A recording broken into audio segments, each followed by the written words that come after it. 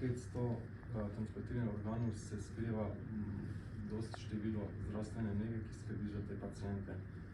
Vedeti moramo, da organov ni na voljo toliko, kot bi lahko, zato ti pacienti čakajo dneve, tedne, mesece na oddelku na program za dovolj srčno popuščanje in transplantacijo srca. To je lahko za bolnike zelo naporno, zato je zdravstvena nega tudi pri tem zelo pomembna.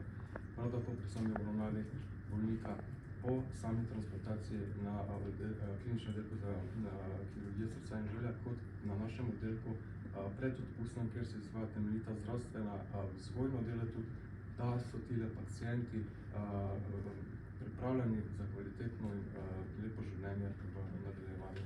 Prav tako je pomembno, da imajo podporo od nas, zdravstvenega negovalnega in zdravniškega tima 24 ur na dan za kakšnekoli težave.